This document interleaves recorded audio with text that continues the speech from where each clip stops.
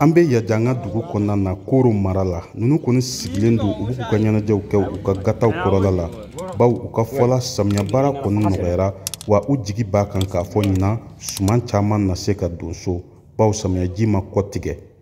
An ye Dawuda Jindo ale ni Burama Jimde sɔrɔ u ka forow kɔnɔna na u b'u ka samiyaw taabolo ɲɛfɔ an ye.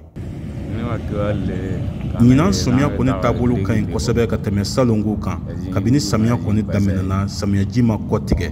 Salongo an ye gɛlɛya sɔrɔ baw samiyaji ma labɔli kɛ a nana ni sumanko gɛlɛya ye ka ɲɛsin an ka duguw ma.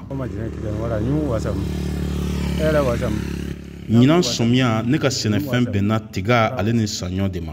Salongo an ma se ka tiga sɔrɔ parce que samiyaji ma labɔli kɛ nka ɲinan I ɲɛ b'a la cogo min na sɔɔni dɔrɔn an bɛ se k'a bɔ. An ye engrais ko gɛlɛya sɔrɔ nka an ye farafin nɔgɔ matarafa kosɛbɛ a sumanw kɔni bɛɛ lajɛlen ɲɛna baw samiyaji kɔni o nana kosɛbɛ. Yakuba Tugu ɲinan ale ka samiya baara bɛɛ lajɛlen bɛnna bɛnɛ sɛnɛ de ma a ye tari 4 de sɛnɛ. Ne y'a bɛnɛ hectare 4 ɲɔgɔn sɛnɛ. Vraiment sisan kɔni a bɛnɛ yɛrɛ a jɔcogo ka ɲi. Bon depuis an y'a samiya daminɛ sanji fana ma kɔtigɛ. Bon bɛnɛ kɔni ni san laban la dɔɔni n bɛ se ka bɔrɔ 40 ɲɔgɔn sɔrɔ.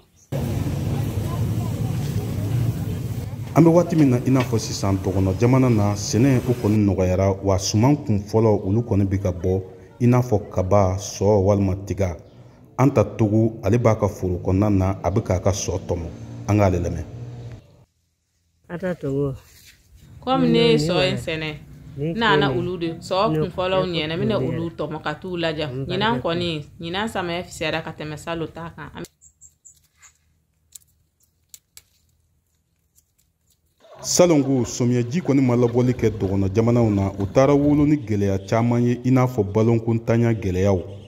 Asim Bamajo ale kɔni ye sɛnɛkɛla ye a b'o ɲɛfɔ an ye.